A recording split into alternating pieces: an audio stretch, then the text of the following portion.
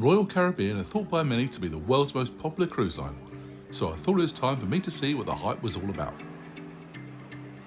I booked a week-long cruise aboard Anthem of the Seas, sailing from Southampton, England, and in this video and the subsequent vlogs, I'll let you know my honest opinions.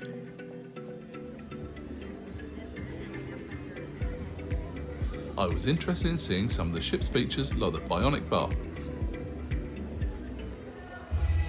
and what the entertainment was like, especially the main shows We Will Rock You, The Gift and Spectra's Cabaret. I had heard great reviews of these shows, but what were they really like? And of course I wanted to try the different dining options, from specialty dining such as Jamie's Italian and Wonderland,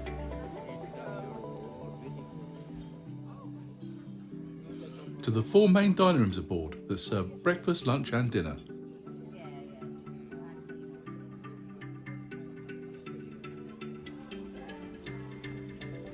To the extremely popular Windjammer and Bistro buffets. And lastly, and maybe most importantly, I was looking forward to visiting the ports, which were going to be the picturesque medieval port of La Rochelle in France, and the Spanish port of Bilbao with the incredible Guggenheim Museum, La Coruna with its Tower of Hercules, the Estrella Galicia Brewery and its beautiful harbour.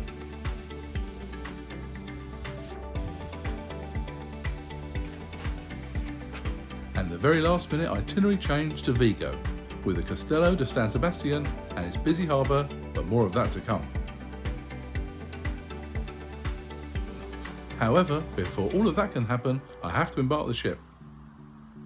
I had stayed at the Elizabeth House Hotel in Southampton the night before the cruise.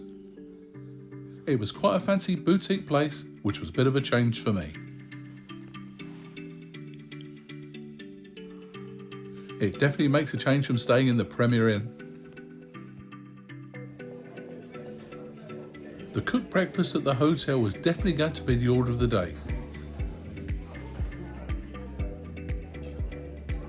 I had some toast, orange juice and a coffee before tucking into the full English. Everything here was excellent, but a special shout out to that very herby sausage.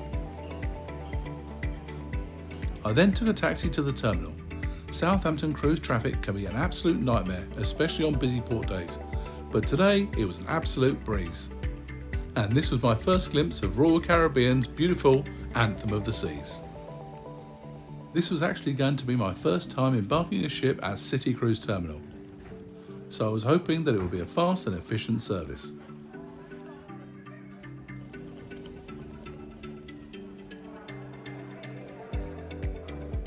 Well, I didn't need to have any concerns, as I boarded the ship in a super fast 8 minutes.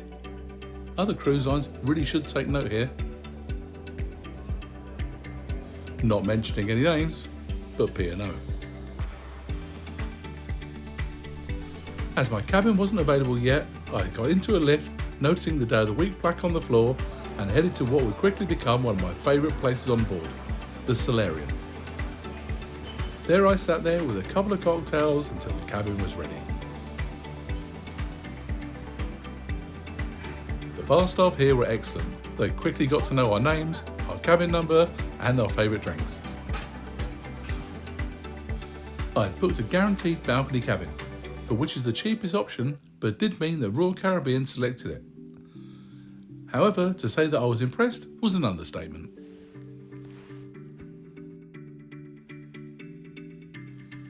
It was in a great location towards the rear of Deck 12, and with cabins above and below, there wasn't going to be an issue with noise.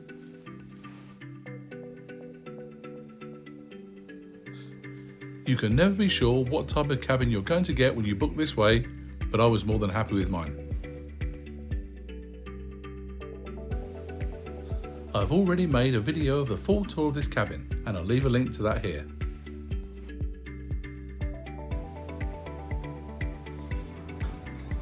The top of the ship has some great views of Southampton, but I was here to see one of the most iconic activities on this and many other Royal Caribbean ships, the Flow Rider.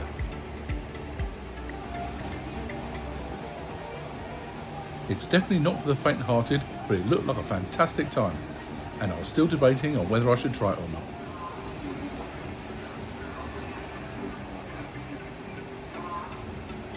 If you've tried the Flow Rider, please let me know what it was like down in the comments below. And speaking of Royal Caribbean icons, this is Gigi, the 32-foot tall giraffe sculpture.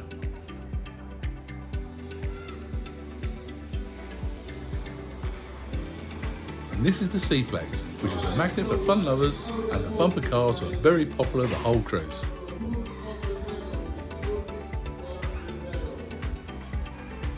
By mid-afternoon, the sense of cruise anticipation was building, so I headed towards the pool area.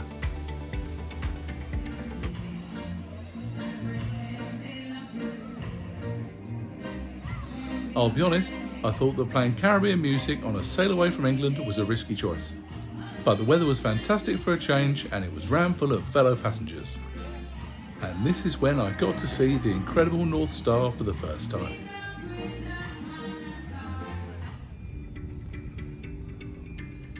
The ship pulled away from the dock and started to quickly turn and head out to sea. Goodbye Southampton, I'll see you in a week.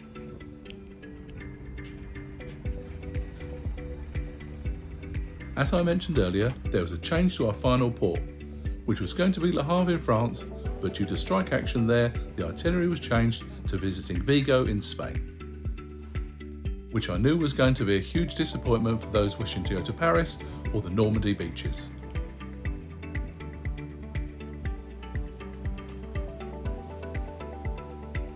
If you're interested in looking around the Vitality at Sea Spa, then the first day is ideal, as there aren't usually many passengers in there and the staff are free to show you around. Of course, you can ask them any questions that you may have, and there are usually offers on Embarkation Day.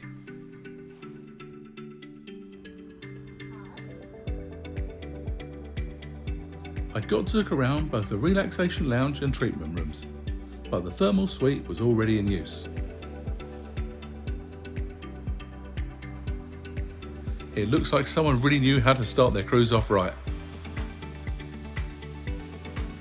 I then travelled further down into the ship as I was starting to get a little bit peckish. So I went to the Promenade Cafe and Sorrento's for some light bites.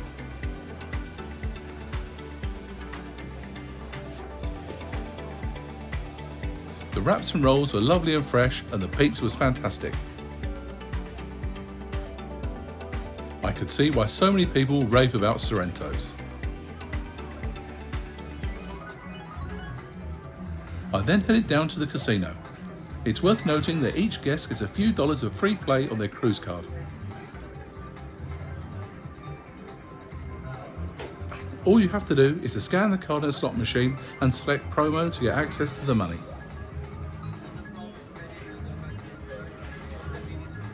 So if you want to have a flutter and a little bit of fun without breaking the bank, you can.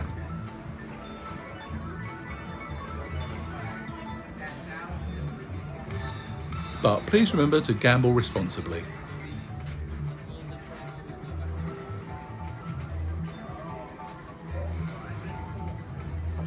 And after all that excitement, it was time to head for Silk, which is one of the main dining rooms, for dinner.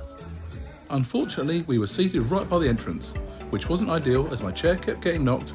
It was like having a meal at Piccadilly Circus or Times Square. This is the menu, which I felt was quite varied, and there were several options which really caught my eye.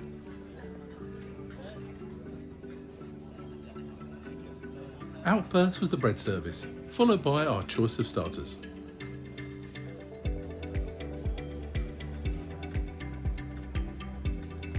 We had the crab cake and the spinach and artichoke dip, both of which were pretty good.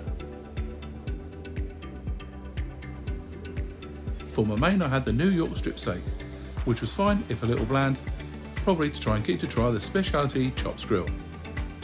My other half had the prime rib, which was salty and very fatty. For dessert, we had the key lime pie and the Boston cream pie, both of which were fine, but finished off a rather disappointing first meal on board.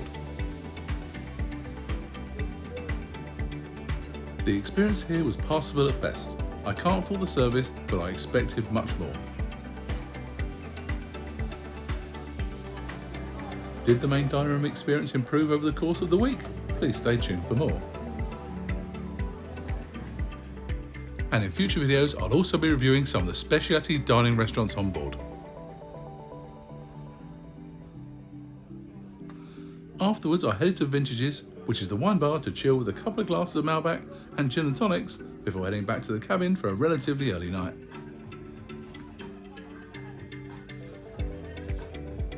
If you've enjoyed this video, please give it a thumbs up, and if you haven't done so already, please consider subscribing with the notification bell on.